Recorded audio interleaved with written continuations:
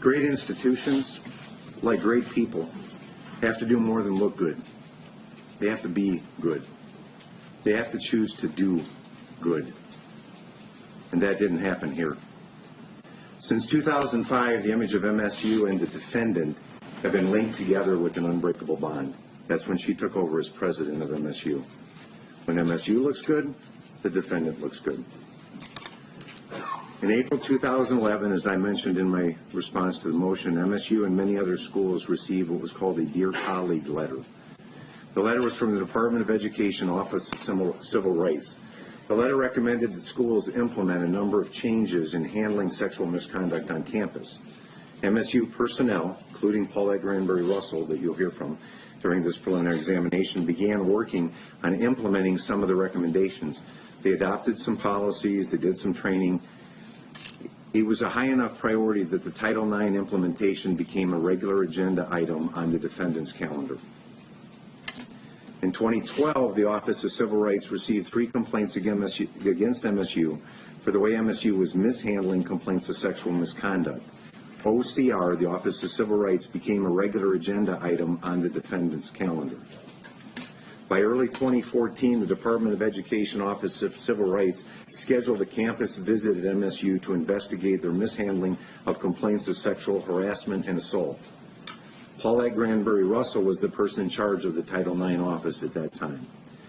And at that time, her office had 1 investigator for all of the student-on-student misconduct and assaults, and 1 for all of the misconduct and assaults committed by staff. At the same time, there were 5 trainers for just the football team. Christine Moore was the lead investigator for the staff complaints, and she worked for Paulette Granberry Russell. Paulette is a career employment lawyer, and so is Christine Moore. Neither one has law enforcement training, victim interview training, prosecution experience, or any other background that would help the victims they were dealing with. All of their training and experience was to protect MSU. These were the people that were going to protect young women from Larry Nassar. March 24th of 2014, Amanda Thomashow goes to Larry Nassar for treatment. Her little sister had been treated by him. Amanda's mother is a physician, and she had worked with Larry Nassar. Amanda had suffered from back and hip pain since a cheerleading accident when she was in high school. She went to Nassar to get rid of her pain. Instead, he'd given her a lifetime of it. Under the guise of medical treatment, Nassar sexually assaulted Amanda. He hurt her, and she still suffers from that assault.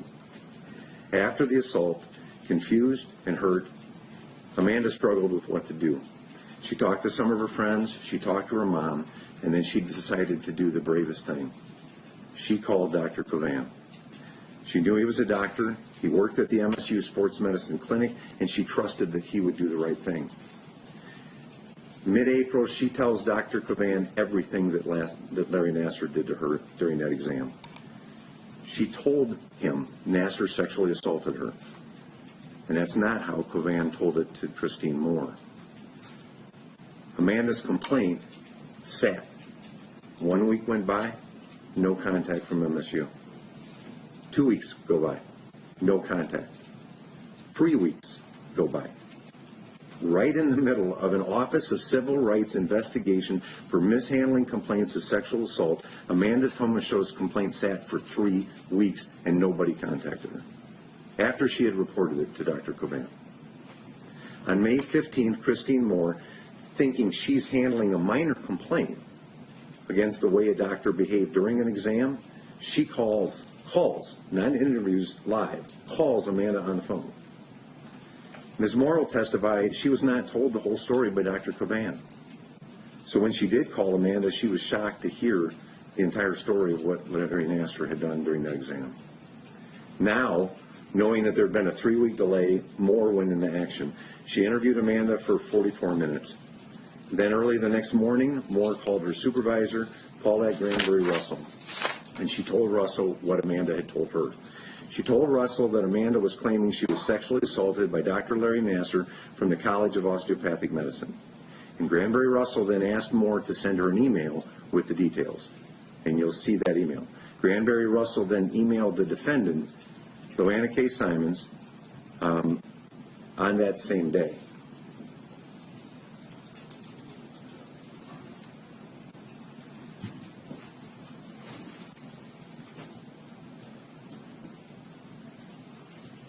This is a blow-up of that email sent from Paulette Granberry Russell to Joanna K. Simons' MSU email.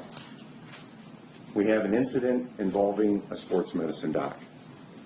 That was the morning, in fact, Friday, May 16, 2014, 7:58:56 a.m. So in less than 24 hours from Amanda's interview with Moore, the defendant was notified there was an incident. Within 24 hours. Moore sent the detailed email to Granberry Russell at 2:32 on Friday, May 16.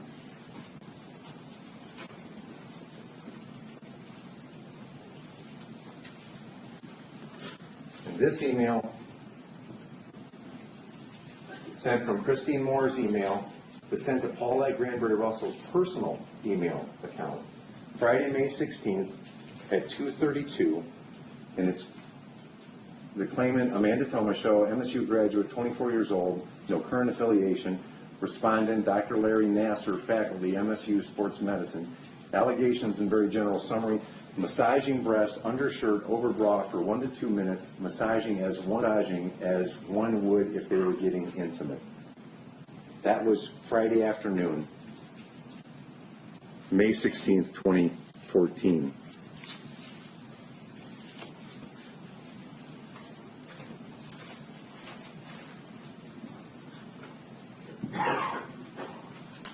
We were able to pull the defendant's calendar from MSU's records, and on Monday, May 19th, there's a standing meeting with Russell, which is Paulette Granberry Russell, at 10:15 to 11 o'clock on that Monday, May 19th, 2014.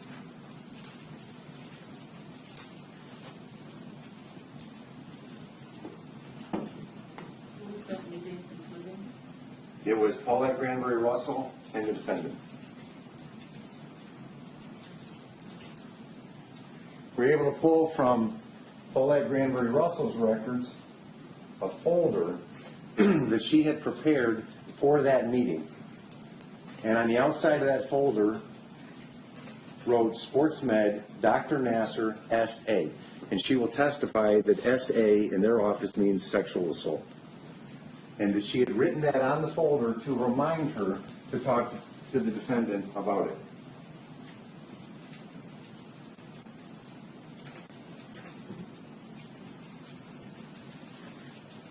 Ms. Granberry Russell will also testify that she prepared an agenda for that meeting.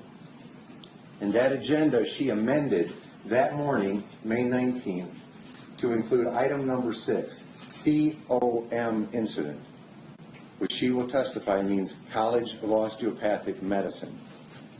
Both she and Christine Moore will tell you they are not aware of any other investigation at that time other than Larry Nassar and the College of Osteopathic Medicine. We were also able to pull the records of the defendant, and she had her own agenda, and it was prepared by Marty Howe, who was her administrative assistant. Had been her administrative assistant. Testimony will be that the defendant had only a very limited number of direct reports. They were vice presidents and the provost, and that they either had a weekly meeting with her, a biweekly meeting, or a monthly meeting. And so Marty Howe prepared the agendas for those meetings. And when she got the agenda back, she would review it, clean up the notes, prepare the next month's agenda. Number 10, under sexual assault cases. And Marty Howe will testify this is the defendant's handwriting. It's written C-O-M and underlined. That was from the May 19th meeting with Paulette Granberry Russell.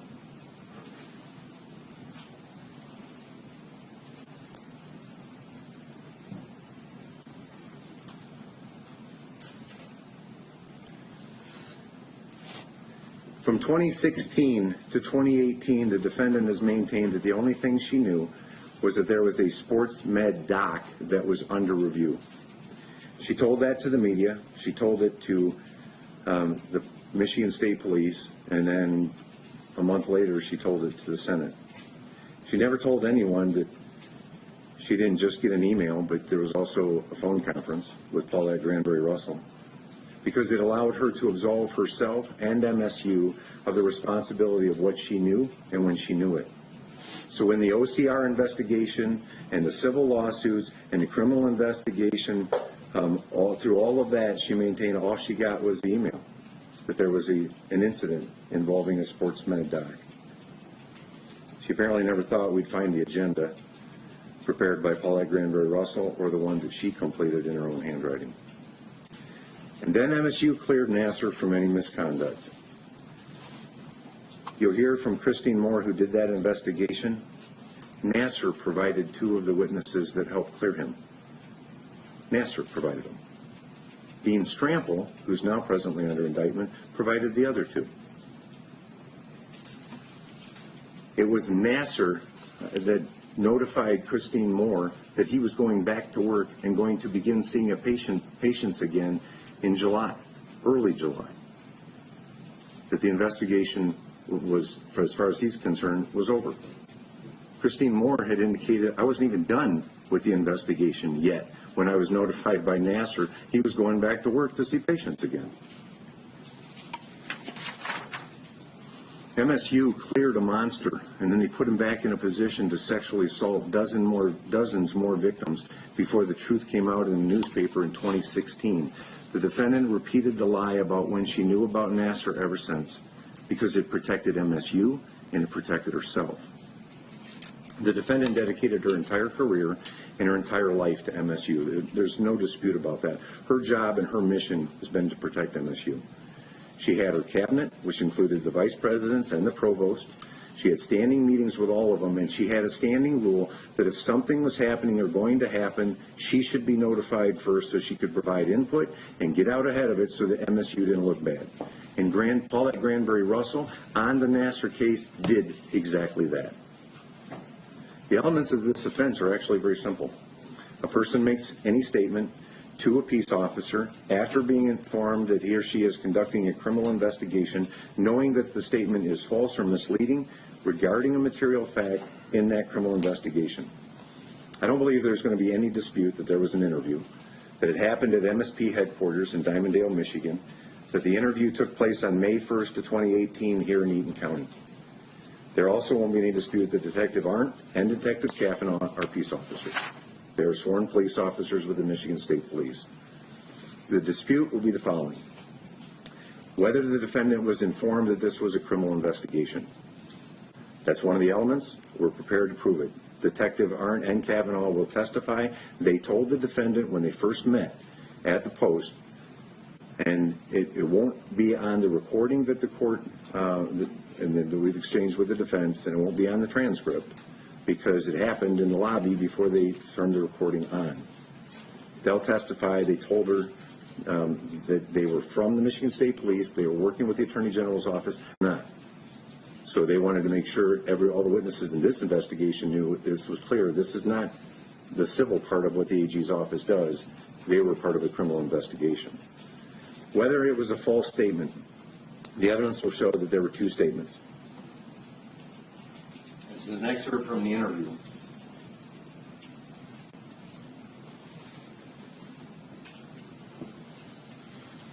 Detective Arndt says, so I mean specifically to Nassar, were you aware of any prior investigation?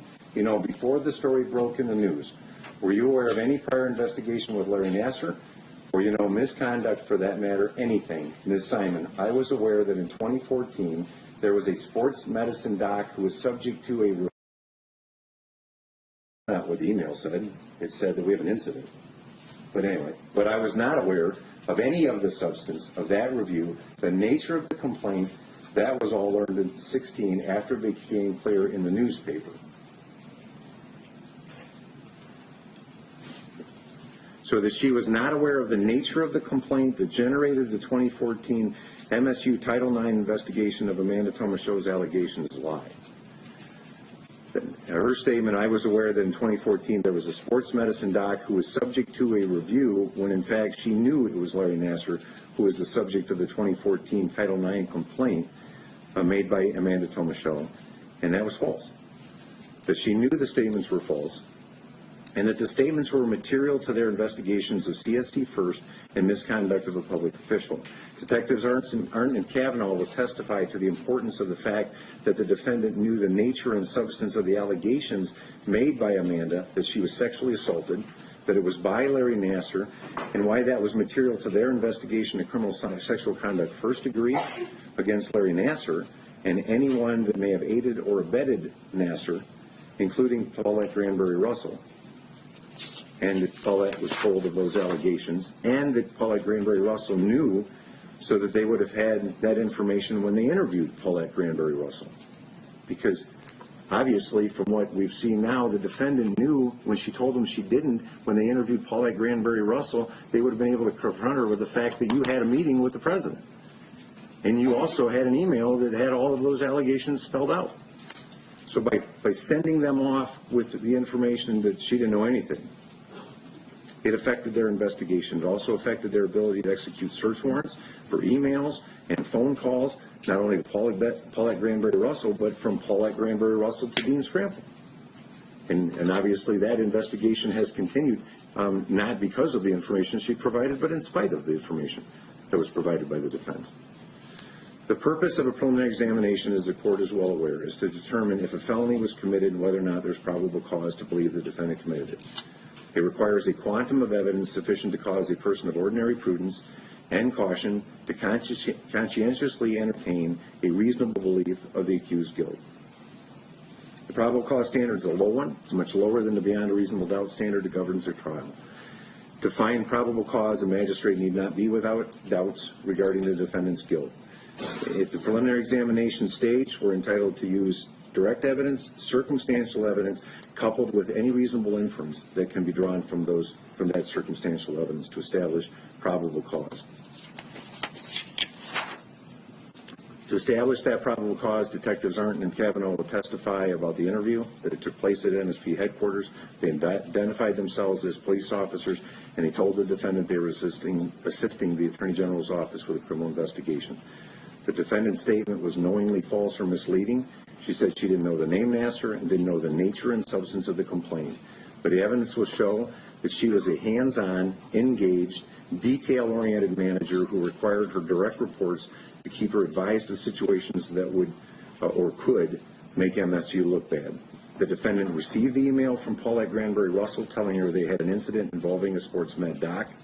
After notifying the defendant by email, Paulette Granberry Russell modified her agenda to add the COM incident for their meeting on May 19th.